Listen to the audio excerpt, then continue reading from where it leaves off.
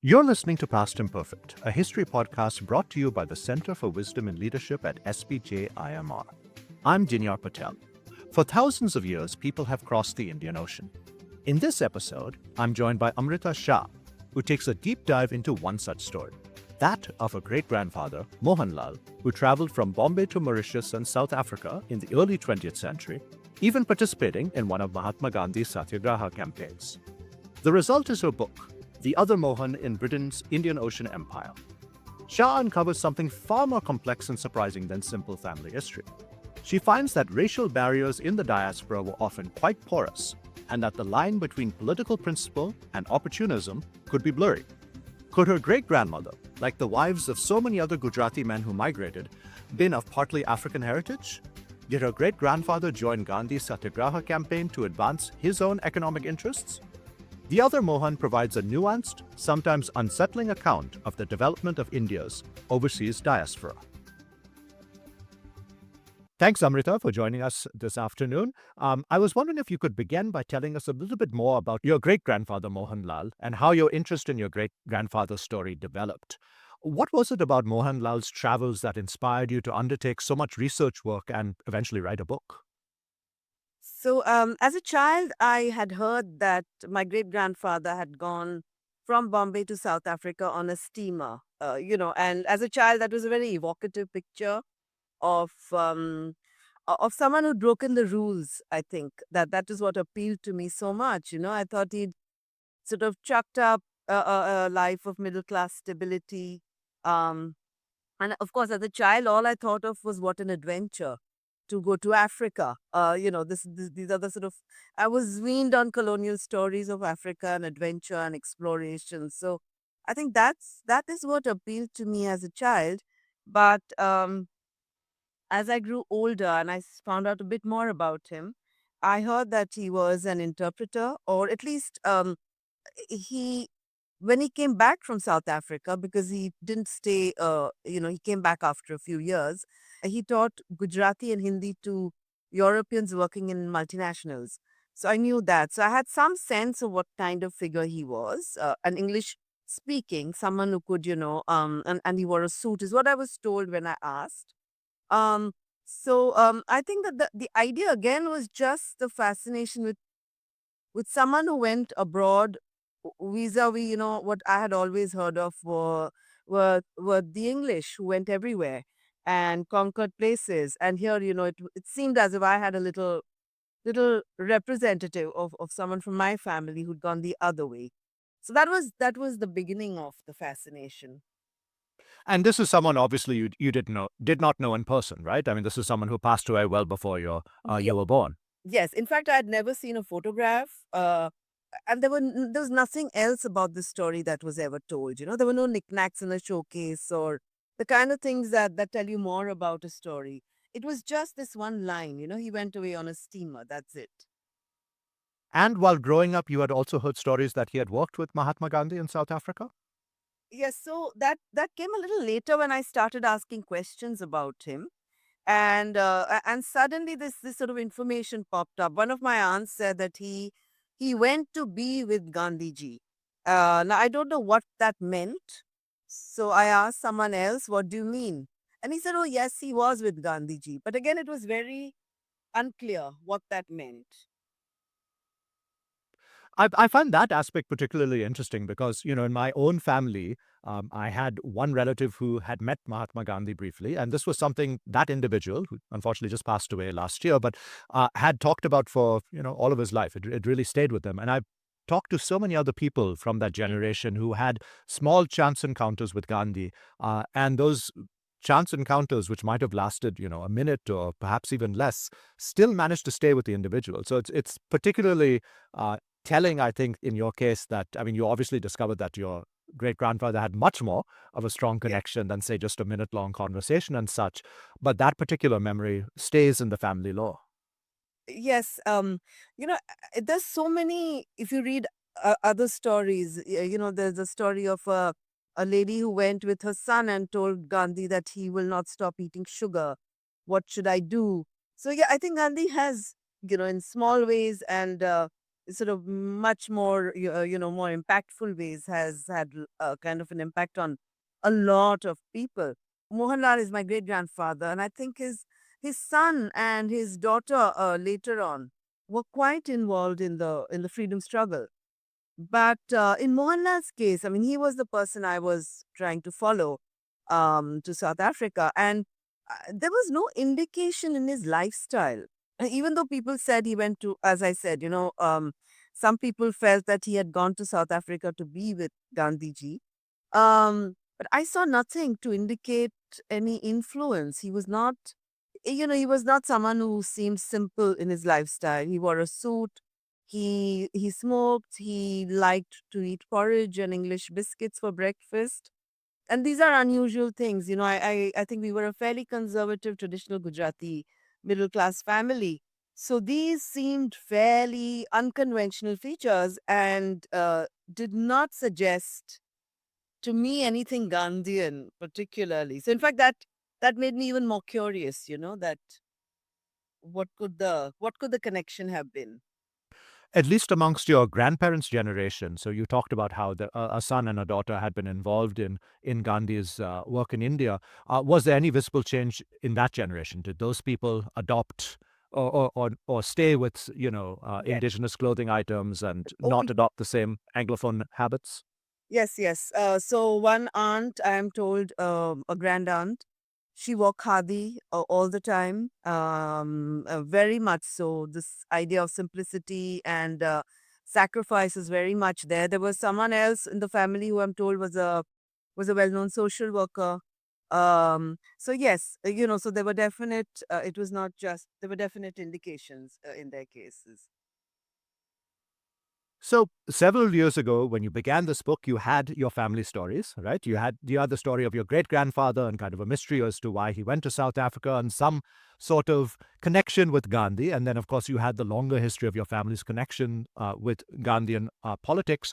But what made you decide to structure your research in the way that you did, in the sense that your book is obviously much more than an account of your great grandfather, and you travel across different countries in order to encounter archival evidence that might show some light on your great grandfather's life. What particular research strategies did you embark upon, and how did those change as you encountered material in different parts of the world? Was always aware that there would be a story of some kind. I didn't know if I was going to find anything at all when I first went to South Africa. I thought it might even turn out to be a novel or I had no idea what I was going to do. But when I found material in the archives, and it told me the first batch of sort of documents that I found were all about what Mohanlal was doing. His activities, that he appeared for an interpreter's exam. And while they seemed kind of specific to him, I think I was already getting a very vivid picture of the society that existed over there, which I had no idea of before. I think that the story that comes to us, or at least that I know well, is Gandhi and Satyagraha, and it's oriented towards that idea of a struggle against racial oppression and discrimination. So this was the idea of settling, the idea of people going across the waters and building a new life, and ordinary people, ordinary lives, and I was quite fascinated by it. So already, there was a beginning of a sort of thinking of this might be the story. There was also the idea that I was looking at an ordinary man's life in the shadow of Gandhi. There was always the awareness. I'm not saying I thought that then they come together, the two stories come together, and I thought that might be the conclusion. But so I didn't really know, but I think I always had the idea that there was a larger story that I was entering. What that story was not very clear immediately. In your book, you've portrayed Mohanlal as just one of many characters in a larger Indian Ocean world marked by migration. I mean, you began your account in many ways by talking about medieval era connections between Arabia and Gujarat, and you end with modern Mumbai. What was it about Indian Ocean history and the history of migration in this region that really struck you as being unique, perhaps, in the South Asian experience? And how did Mohanlal fit into that? I think I started getting interested in the Indian Ocean, sort of Indian Ocean history when I realized that Mohanlal's ancestors came from Surat. And so I started reading about Surat, and I think I was just fascinated by what it told me about the ocean. And the fact is that the Indian Ocean has the oldest history of human sort of movement and activity on the ocean. And it's not as well, I mean, as much written about, I think, as the others, the Atlantic or the Pacific and even the Mediterranean, etc. These water bodies are kind of more covered. So the more I read about the Indian Ocean and some wonderful scholars like Michael Pearson and Ashin Das Gupta, uh, I I think it became to me a magical place, almost in which stories happened, people moved. That sort of idea, I think. So when I started reading all this, I think that was one kind of part of this. I realized I wanted to start there with an older history, a pre-colonial history, even though it's not very extensive. It in a way the ocean bookends the book. I mean, and so I started with so yes, I did want to bring it in the beginning because I think the advent of modernity, Western modernity, is a very strong theme in the book, and I had to show something prior to kind of bring that about. But I think the end, I had no idea that that was where I was going to go. Because I think the more I worked at the end, because what I was trying to get the complicatedness of the end, because it's not about one thing versus another or a good versus bad. I think the archival finds bring about a more textured understanding of I think the encounter also between East and West, and so the ocean then became a kind of metaphor of fluidity where things merge, things are not so starkly clear. Um, and so yeah, I think that was the idea. Mm. Could you tell us a little bit about your own travels in the Indian Ocean region? I mean, not just abroad, but within India itself. I mean, you had done some travel in Gujarat as well in order to write this book, correct? Um, yes. So I've had done a book on Ahmedabad earlier, which though it's inland, it's not on the coast. It's very strongly connected with trade, and so the idea of trade and the Gujarat coast was very much something that I was kind of familiar with and had internalized. I of course went to Surat and spent some time there. I'm trying to so I my family in ancient times. I mean, I think 300 years ago they moved from a small port called Ghoga, which is now kind of erased almost, but and there's a popular saying that connects Ghoga and Sri Lanka. And my mother's family originally came from Baruch, uh, and they're across. They kind of there's a water body that divides them, an Arabian Sea stretch. So I think this whole idea of the sea and the Gujarat coast, and then the connections with um with countries with the coastlines abroad, the littoral across has always played in my as some sort of past in my mind. So And abroad, you had been to Mauritius and South Africa, correct? Any other that places you went to? that's right. These are the only places, though I'm now so fascinated by. I mean, the idea of taking a dhow and walk, traveling down the coast all the way to East Africa. Yeah, that's a dream. I mean, it's incredible the perspectives you get even from archives on how connected this region was up until really 100 years ago. I mean, I'm working in the Maharashtra State Archives right now, and Mm. in South Bombay, and the amount of material you have there on a place like Zanzibar or Yeah, Aden or Madagascar, leave alone South Africa, yeah, Iran, Sri Lanka, is incredible. I mean, there's material on Socotra, a yeah. small island off Yemen, um, and you just get a really different perspective on what Bombay and Western India in general was like. Yeah. It is impossible to understand these regions, especially the Gujarati regions and the city of Bombay, without understanding the larger Indian Ocean region.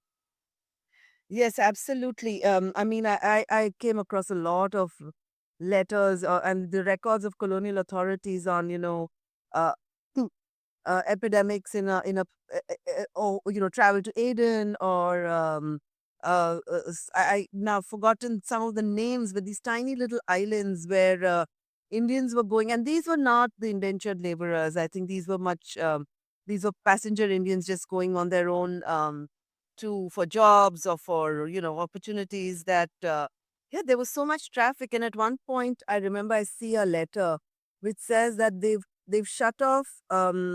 I think at some point there was sort of no embarkation in Bombay for a short while because of plague or some problem, and the authorities are saying, oh, but they're starting to now move out from smaller ports, and they might just bypass Bombay altogether. So it seemed like everything was always in motion. Things were changing all the time. So you mentioned two terms, which I'm sure many of our listeners would not be too familiar with. The one, passenger Indians, and the second, which probably more people would have, an inkling about, were indentured migrants. Could you talk about the difference between those two groups? Yes, sure. So, when slavery was abolished in Britain and its dominions, with 1833, 1834, by the time it was implemented, um, a lot of plantation owners were left without labor because, their slaves were free and they did not have adequate manpower to work these plantations. So they devised this scheme. It actually started in Mauritius, and it started as a sort of informal scheme where a few laborers from I think it was north of eastern India were brought to Mauritius to work on the sugarcane plantations, and then it became a more formalized scheme with with proper kind of registers kept of people going and going across. So basically it was about thousands of laborers went from India as indentured labor. Indenture means a contract, and what the contract was that you worked 5 years or 10 years, depending on the terms of the contract, for an overseas plantation owner, or it could be a mine owner or whatever else. At the end of that term, you either stayed on and reindentured yourself, or you went back home, or you stayed on as a free person. So your terms were fixed, what you were paid, where you lived, etc. So it was semi bonded labor, really. At least for those years that you were serving out your indenture, um you were bonded, you were bound to the master. um and over time, the scheme sort of changed. There was a protector of indentured labor, Indians who oversaw the workings of this system. Things at various points, many countries shut down the system because there were too many abuses. There was too much cruelty and all kinds of rations not given and so on and so forth. But they then started them again. Also, over time, you had about 1.3 million Indians, mainly from Eastern India, going to going to the Caribbean, going to South Africa, to Mauritius, East Africa, so on and so forth. So that was the indentured labor system. Um, Passenger Indians was a sort of term that was evolved to describe Indians who went not as indentured labor. So they could have gone either as professionals or as traders or as blue collar workers, and they paid their own fares. So that was why they were called passenger Indians. And your great grandfather, as an educated individual coming from Bombay, he, of course, was a passenger Indian. That's right. That's right. And the records on indentured labor are fairly good because everyone was recorded. So they actually took photographs and names and ages, etc. Everything was put down on a record. Um, and in most places, unless the records have not been properly maintained, you have actually a kind of very sort of a very good system of records for indentured laborers.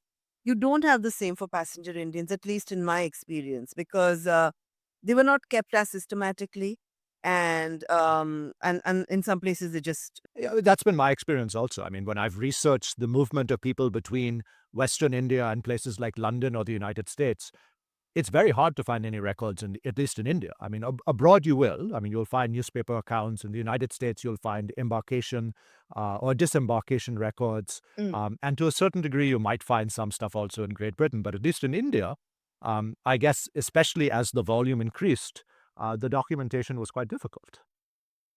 Yeah, I guess so. Actually, I haven't tried very hard to find shipping records in India. I did try, but I didn't. You're right. It just did not seem a very feasible kind of proposition to look for them. So, aside from the oceanic space, your account is also to a very high degree about cities. We talked about Surat, we've obviously mentioned Bombay, but your account also talks about places like Durban, Cape Town, Port Louis in Mauritius. And Mohanlal lived in many of these places, as did so many other people from across India. And people from India migrated back and forth in the 19th and 20th century, just like your grandfather did. Yeah. During your research, and especially during your travels to these regions, what commonalities did you find existing today between these various points on the Indian Ocean littoral? I mean, to give you, an example, if you were to talk to someone from Durban and that person from Durban were to come and visit Bombay, what similarities might he or she see? Or what similarities might someone from Surat see if they travel to Port Louis in Mauritius? Downtown Durban, it's like a wave of nostalgia, and it's very strange because sorry. I mean, I think Durban would be a slightly later city than Bombay, but it's not the colonial part of the city that was similar. It's the Art Deco influence, and particularly Art Deco with an Indian touch. It's these very sort of rounded edges, and the and a kind of flyover sweeping over the bay, which is so much like Marine Drive in Bombay. And if you this I I was trying to actually trying to figure out what it was that seems so similar. In Port Louis, for instance, I don't find the same sort of physical look is not the same. But what traces of Mumbai for me were in the shop, in the kind of shop fronts, or in the little figurines in the markets, or the brands of hair oil, or so I'm of course talking of a particularly Indian in Indian traces that kind of hit me as I felt like when I went to Durban and to Port Louis that I was stepping back into a Mumbai of my childhood or of an earlier age. And I'm guessing that I've seen photographs of cities in East Africa and even places like Aden, and I feel like there would be a similar kind of element of something that lingers on. I mean, in Mumbai, it's been erased. You, in fact, don't go to the markets and find those kind of shops. Or a friend showed me, I think, a shop with some sweetmeats from. She's from Kenya, and I thought, oh my God, like I remember this. I don't see it anymore. So I think maybe Mumbai has changed more rapidly, and maybe these places still, I don't know why, but maybe they serve a certain purpose still. I'm not quite sure how that works. It's almost like one is seeing um an India of an earlier time, captured and sort of still alive in Durban and in Port Louis. But uh, in other ways, the cities are so very different, because in South Africa, particularly, the effect of apartheid and post-apartheid, that creates a very different geography and a very different mood, I'd say, a tension, which is and an aesthetic again, which is I sense that the urban future there is sort of uncertain. I'm sure it is in Durban, but I think that downtown Durban has a kind of different character, and then there's a sort of suburbs and which are different. Um, so yeah, I don't know.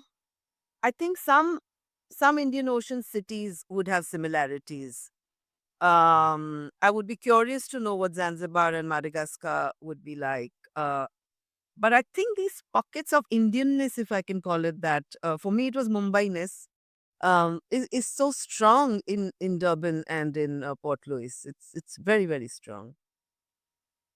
Yeah, I think it's important to remember that, especially since nowadays a lot of people in Mumbai kind of aspirationally compare the city to a place like Dubai.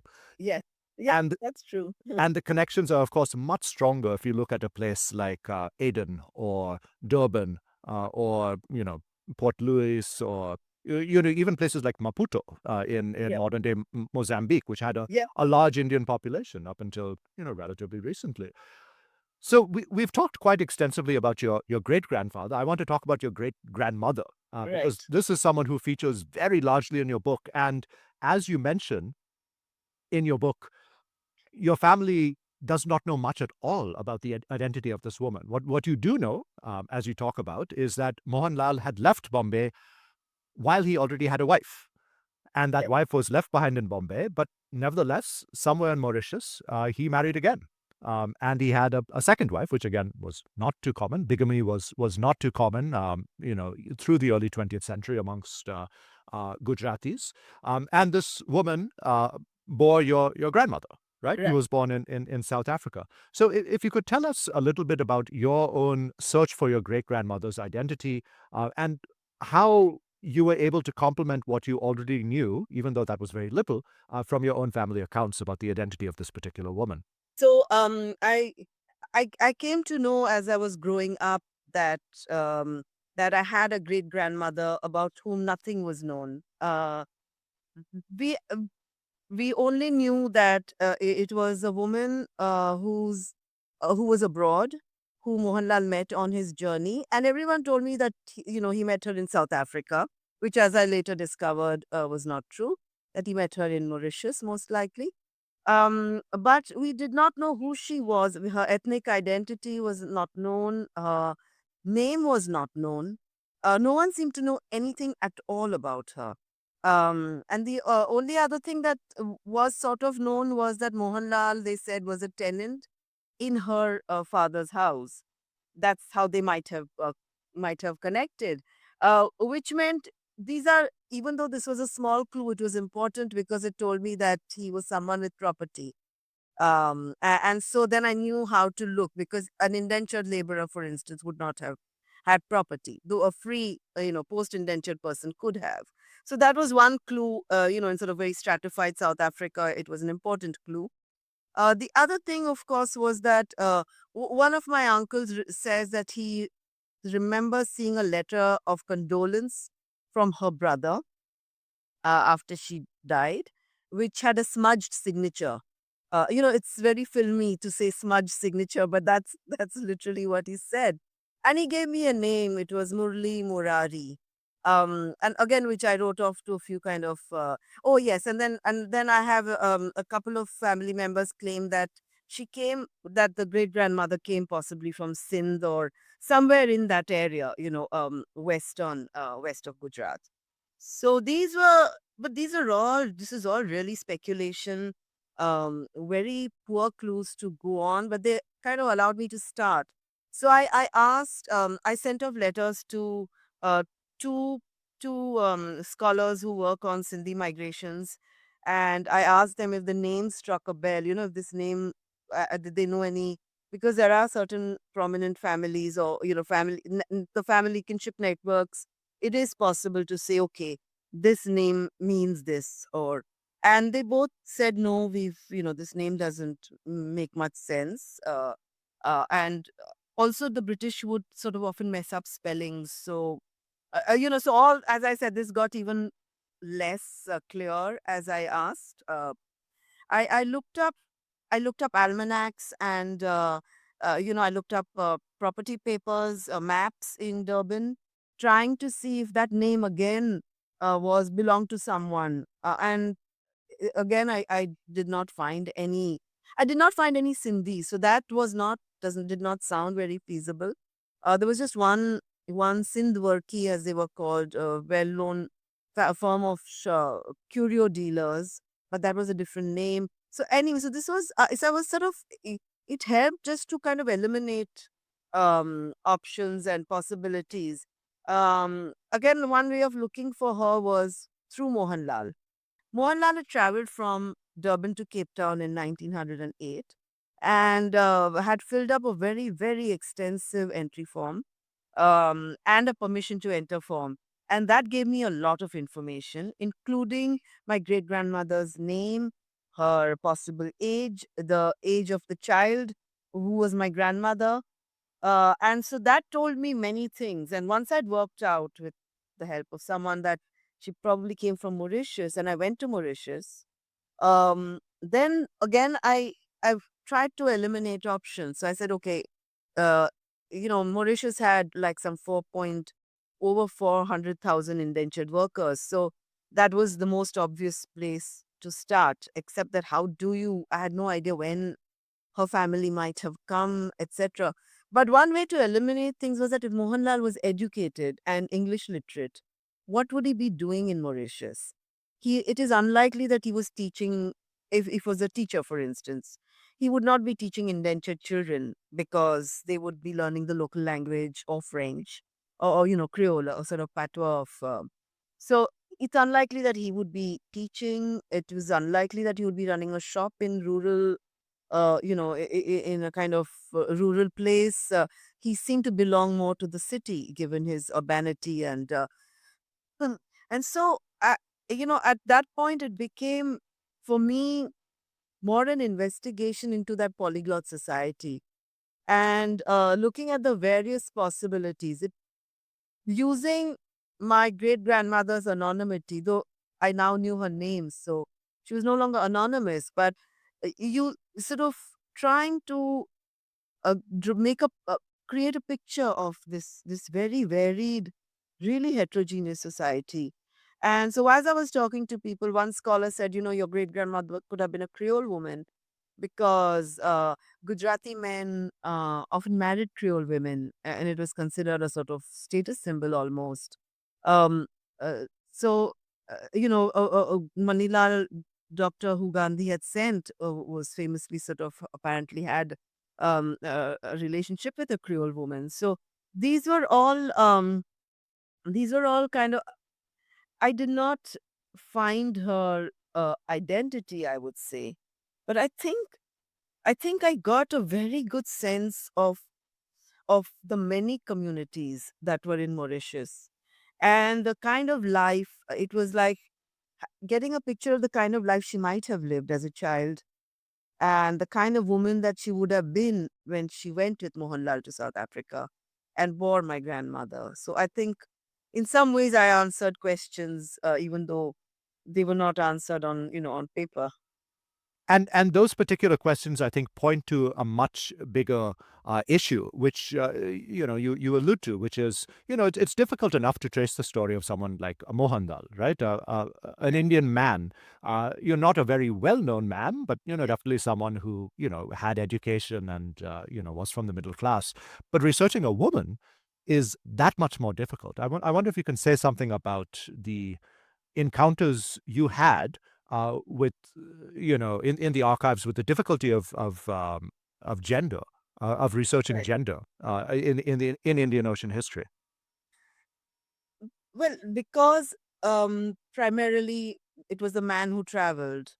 Um, there were fewer women who traveled. And those that did, if they were indentured, they would have been recorded.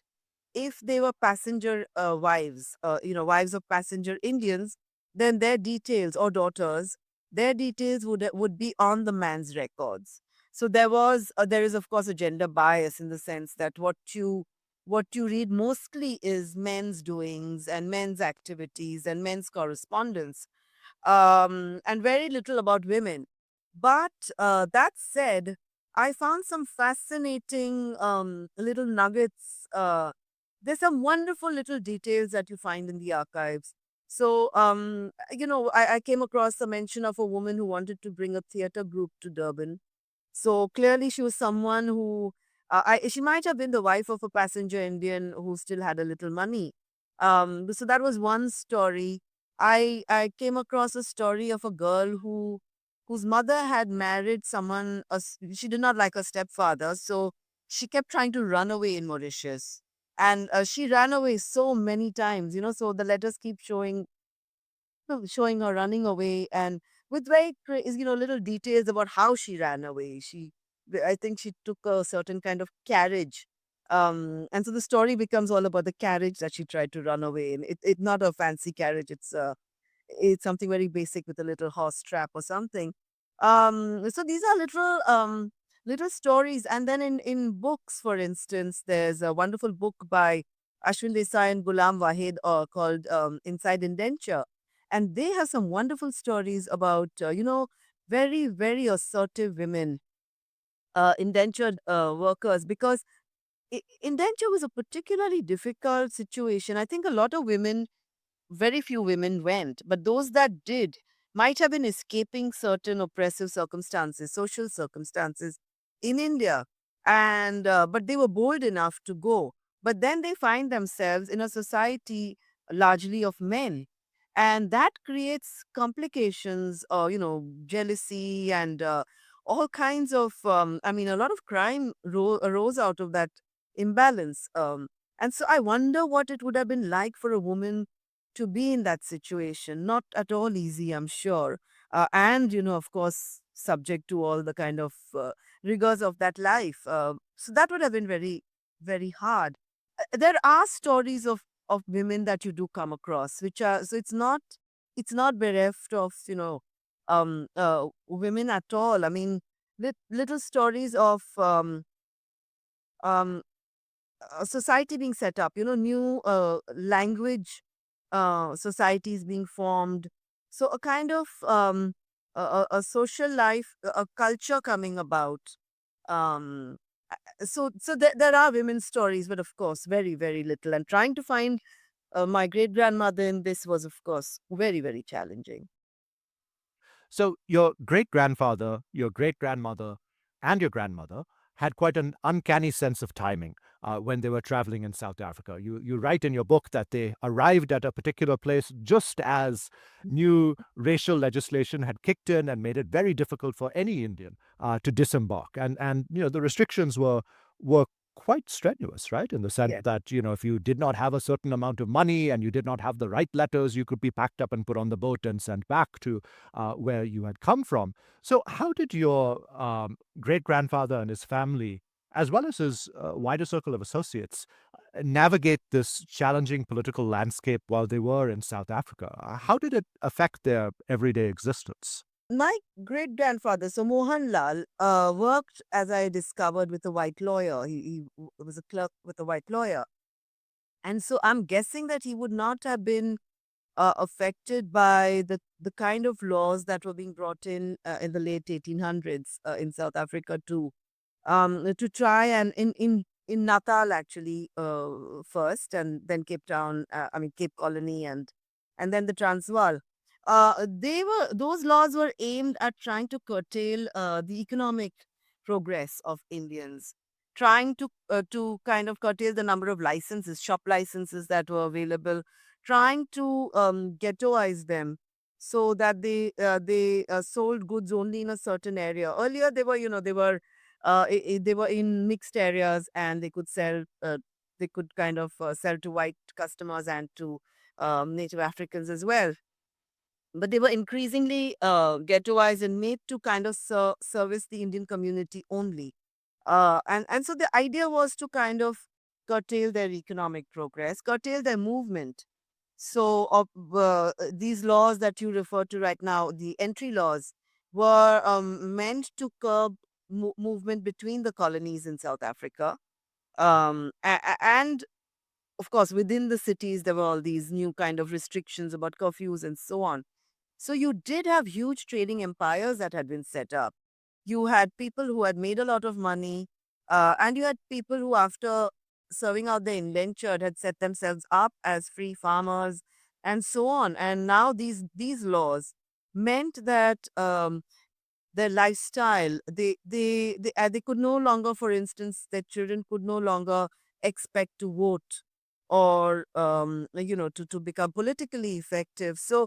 Um so of course that was the whole reason why the Satya, I mean, they started protesting, and then Gandhi came and gave some form to this protest. But I think in Mohanlal's case, from what I can see of his papers, since he worked with a white lawyer, his job might not have been impacted. And there was a lot of legislation, I mean, a lot of court activity. So Indians were going to court a lot for various reasons. And so, his work would not have been, I mean, he would still have had a lot of work to do. So I think he would not have been impacted that way. It would have been more his sort of sense of dignity, and his sort of ability maybe to travel freely, and those sorts of things, which, as I discover, he writes letters to the authorities. At one point, he's returning from Cape Town to Durban, and he complains that he was made to wait. He was inconvenienced while his luggage was being checked, and that he was not allowed to collect his luggage, as so he had to come back after 2 days, and it was very inconvenient for a man with his family, as he puts it in his letters, for this to happen. So he starts getting affronted, and Indians, educated Indians, professional Indians, I think felt their indignity more in some ways, because and also they were, I think colonial authorities tended to be more scoffing towards them, more contemptuous in a way, because as if this person is giving himself airs, like, being a sort of phony Englishman. So there was a sort of a certain kind of tension between that particular category of Indians, vis-a-vis the colonial authorities. If you read the colonial correspondence, it's full of kind of a sort of jibes at people who are giving them, who sort of think that they're above, or cut above them, their race almost. So, amongst a group of people like your great grandfather, there was, on the one hand, a great deal of Anglophilia, as Yeah. you've described. And, Mohanlal is perhaps unique in the sense that he even worked for white lawyers when he was in South Africa. And at the other end, there was a great degree of racial hurt as well, particularly for someone in a place like South Africa, where the law was really, in many ways, directed towards limiting movement and opportunities for Indians. So, what does this tell you about Indian attitudes towards empire in this period? The story that we kind of are familiar with is the story of Gandhi's biography. And the moment when Gandhi lands in South Africa, and the way he is, he seems to be entering a situation where the way he is dressed is called into question. His right to travel in by first class in a train is called into question. There are a series of events happen where his being Indian is, and particularly trying to locate himself in sort of a space that is not Indian. So traveling by first class, for instance, or being in a courtroom with his turban on, and then the magistrate sort of, pulls him up for that. Uh, so we kind of sense the beginning. almost of a sense of grievance, a sense uh, of a possible racial hurt to sort of Indians, an Indian feeling that racial hurt. But when you read, you find traders telling Gandhi that this is kind of normal, that this is how people behave, and so uh, they try to kind of make him feel a little better by saying that. So you and if you look at before Gandhi's arrival, if you look at some of the kind of correspondence, you see educated Indians, particularly, for instance, interpreters, um, complaining about not being allowed to travel similarly to Gandhi. So you know that this is a situation, this is a place where race is an issue, though it might not yet in a formal sense be an issue. There are certain kind of curfew rules and so on, which make for that clear inequality. But at this point, a sort of very brash white young man could throw someone off a footpath, for instance, or a trader could be arrested while coming home late, even though because he's mistaken for an indentured laborer who's not allowed to be out after hours. So these, could I say, mistakes of a sort, or a bank manager not giving a loan to a trader, that all was there, but they still seem to have negotiated these obstacles and made something of their lives, because many passenger Indians went as very poor and very sort of poorly educated young men, and they'd set up businesses. So clearly they had sort of managed with these obstacles to create some sort of life, professional career, some sort of business for themselves, and other kind of they also, for instance, passenger Indians asked for a kind of proper graveyard. They asked for permission to bring their priests there. So I think that at that point the idea was to negotiate, to constantly try and win concessions from the authorities to build their kind of society. They did not seem to be, um, there were letters written. I think that there was, for instance, one case where um, there was something, a law. I cannot quite remember right which one, but they did seek advice from Bombay lawyers on how to, or Bombay businessmen on how to approach a certain problem. So it was not like they were not at all politically, they were not politically kind of unaware at all. But I think at that point, they admired empire. They loved empire. They thought, Queen Victoria had this. So there was almost a sort of feeling that she was a sort of matriarch who was looking after them.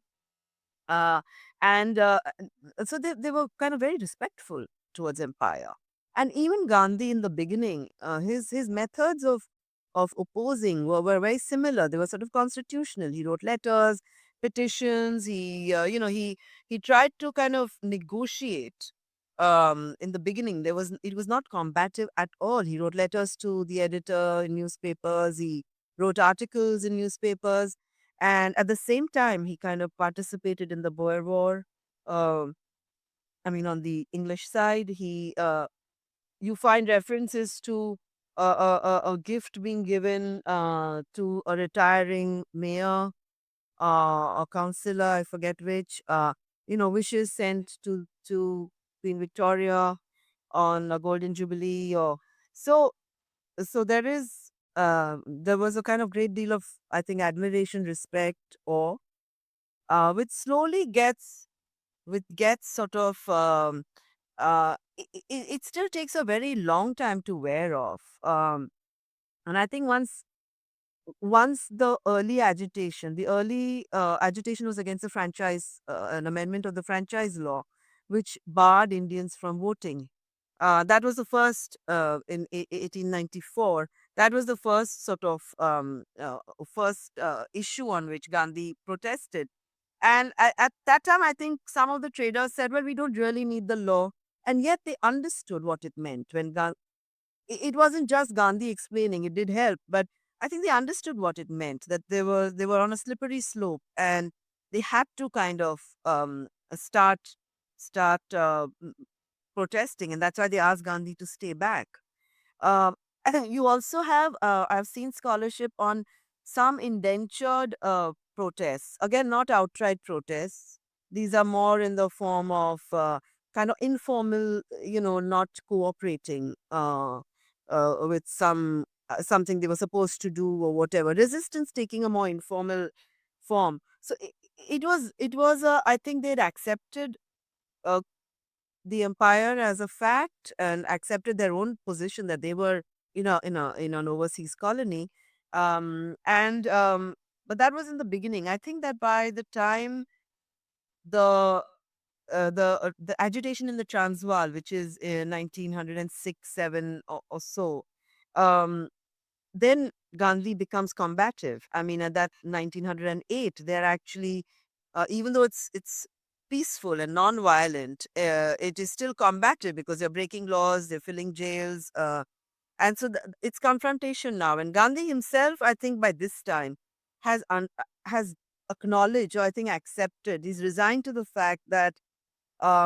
you can't change the minds of the settlers, which is what he had, I think, wanted to do originally, and that all you could do is perhaps get the most sort of dignified treatment, sort of respectful treatment of Indians in South Africa at that time. So I think that was what he was then fighting for. And then, of course, then that takes another turn by 1913 when the movement widens and expands to cover indentured laborers. But I think this is not very clearly understood because that fight is over the kind of legality of marriage.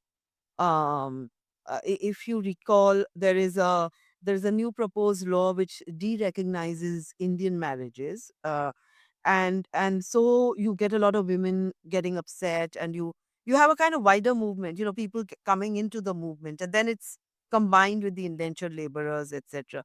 But I think even that marriage uh, law is connected with immigration, because they at that point wanted only one wife per person to come, and they said, well, Indians have many wives, and why should we allow all wives? And so many things are tied up with the immigration, the need to what what the colonial authorities wanted to do was to stop Indians from coming into South Africa totally. By 1910 or so, they were actually bringing down quite sort of stringently changing laws everywhere to kind of uh, not allow access at all, except to, of course, one spouse and underage children.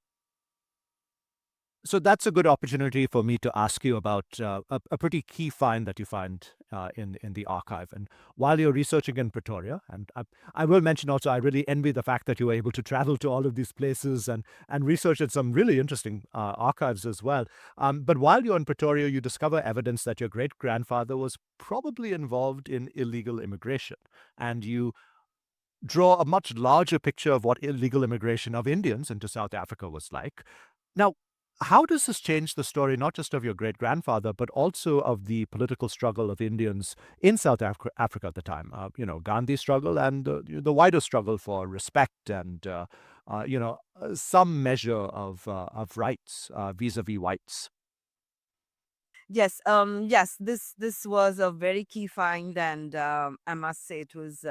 I almost did not go back to Pretoria, so that would have been tragic to have missed that. Um, Yes, so I find as you know, letters between colonial authorities alleging that Mohanlal is a permit agent. A permit agent is someone who helps Indians enter the colonies, and it could be legally as well, but it could also be illegally. And in this case, it's the allegation is clearly of illegal, helping migrants enter illegally, because he says that he tried to get an illegal immigrant off a ship. both Mohanlal and his employer. So to understand it, because one has to locate this finding in a certain context. So the context one is of the law itself, the Asiatic Law Amendment Act, which, if you recall, it required that Indians should register themselves with their fingerprints, and that the police could search houses, Indian houses, for these identity documents.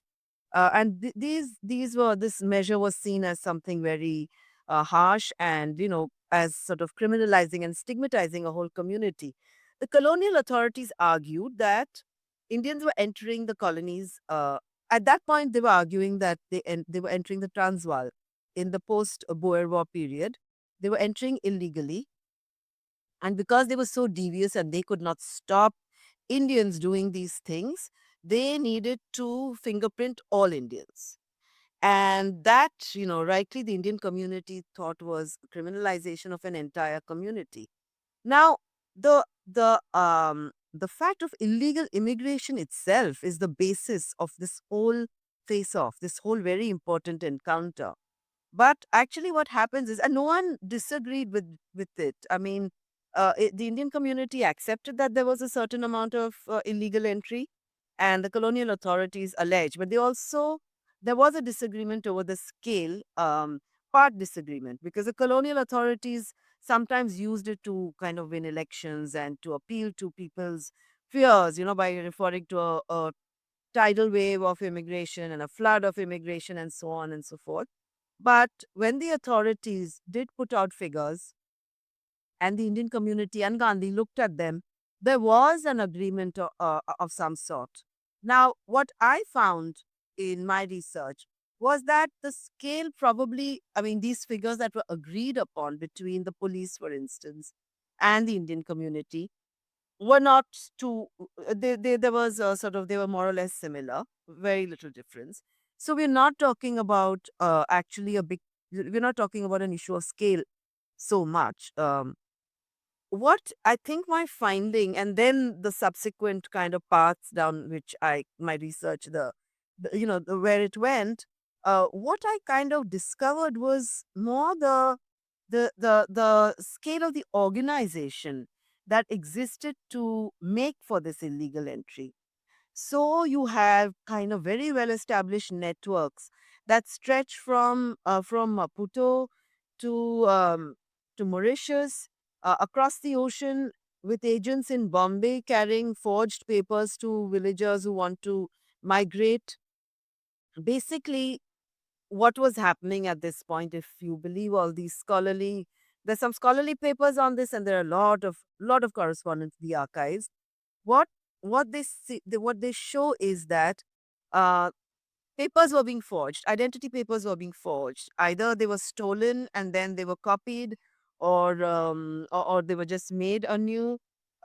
Names were changed. If you had thumbprints, for instance, then somebody else would put his thumbprints.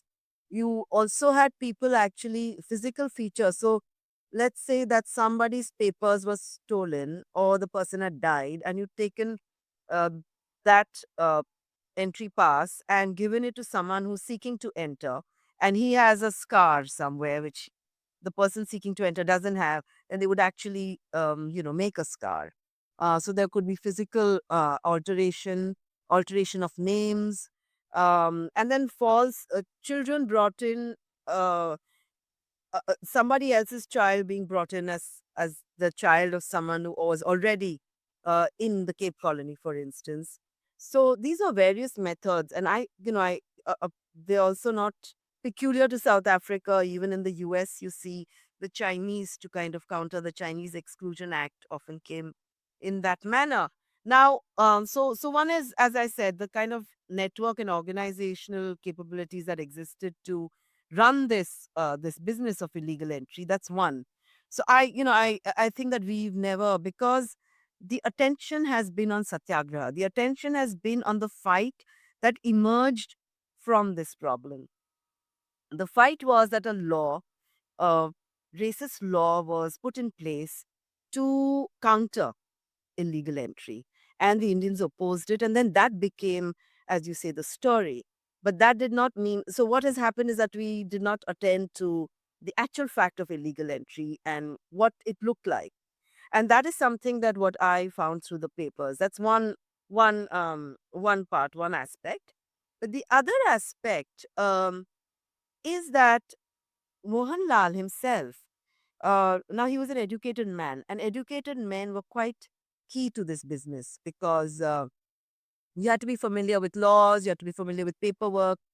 So educated men were interpreters were known to be involved at various places. You have there's an interpreter on a railway border crossing somewhere who's involved. You keep seeing kind of instances of interpreters being mentioned. Now, in this case, Mohanlal was part of the professional elite of the Grey Street community. This is the precinct where passenger Indians lived. All the prominent traders, the kind of community of interpreters, translators, the very elite of the professionals and the business community lived there and interacted. And Mohanlal, I found in Gandhi's newspaper, Indian Opinion, is mentioned as someone who was part of this community, attended their gatherings. He's mentioned by name, sometimes gave speeches, for instance, to welcome a colonial born Indian who became a barrister who's coming back from the UK. So, so he is at the very heart of of this, and he takes part in Satyagraha. He leaves on August 13th, 1908. He actually joins a group of educated men who are trying to break the law to support their brethren in the Transvaal. And what they're supposed to do is to go around collecting passes, identity papers, to burn in a public burning, which is kind of a very iconic moment in this part of the Satyagraha movement, the public burning of identity documents. Uh, that incident, these men were collecting identity papers to burn in those public meetings. Now, if Mohanlal is a permit agent of the kind who's trying to help people, come into the colonies illegally, then what is he doing collecting these papers? I mean, these are papers that are fairly, in great demand in part of the kind of industry of uh, documentation that allowed people in. So I think that I don't, the story that is a familiar story and a very inspiring story of the Satyagraha movement and of the fight against against sort of racism and discrimination, that does not is not exactly altered. But I think what does come in is a lot of texture. And I forgot, there's one aspect I forgot to bring in, which is that the papers also show that there were, yes, that Indians were duplicitous and they were ingenious in creating this sort of forged papers, but they were also helped immeasurably, and it would not have been possible without the cooperation of immigration officials. So there was a kind of, how I see it is, the story we know is of confrontation, between Gandhi and the colonial authorities. But the story that I came to see is actually of collaboration and opportunism. And I think that one does not contradict the other as much as perhaps adds more texture to the story as we know it. That we are human beings are far more complex. That it's not only only this idealistic struggle that is our inheritance or part of our lineage. It's also this opportunism, enterprise, if you could call it that, and collaboration between races. So, the last question I have for you is what advice would you give to others who are writing and researching their own family history? I mean, you've painted a really wide ranging and extremely detailed and very rich account of one figure in your family, and you've illuminated so many other lives as well. So, what would you tell other people, especially from India, who want to do something similar? I think it's a fascinating trend. I think people are looking at family histories, and I've come across a few. I've come across a story of a European Jewish family from Poland, I think. Sorry, yeah. And I've come across the memoirs of the wife of a Boer hero. This is a woman, and I mean, the kind of details that you find in these stories of movement and conditions of life, etc., are so very, very, very rich. And sorry, similarly, if you see stories, I mean, African stories by Africans themselves of their lives under colonialism, very, very rich. But I think that if you're starting out like I did, then a really important thing to do is to interview uh, anyone and everyone who can tell you anything, and interview them at length and in detail, because sometimes very small a small detail can kind of illuminate a whole area. Someone was looking at one of the travel forms I was carrying, and just pointed out the name of a family on it. And I had no idea that Mohanlal had stayed with this family in Cape Town. And had that person not told me that that is an important person, I would not have then gone on to investigate that. So I think talk as widely as you can, get as much information as you can, and then again, if you have informants or potential informants, show them everything you have, and again, cast your net really wide. Because I found people helping me with information, with potential leads. So that's one thing. But family histories do have a problem, because memories are, and you can't always rely on people's memories, and so conserve everything. I suggest, conserve as much as is possible, as much paper, as much anything that you can keep. But I don't know, if you just have the determination, then actually you find stories that you really did not expect to find. And I really started with nothing, and ended up with a whole lot. So I think that there is a great deal of potential there. You ended up with quite a lot of material, and it's impressive to see how you were able to track down so much of it. So thank you very much, Amrita, for joining us today. Really enjoyed talking to you, not just about your own family history, but about your own explorations within the Indian Ocean world. Thank you so much, Dinya. Really enjoyed this too.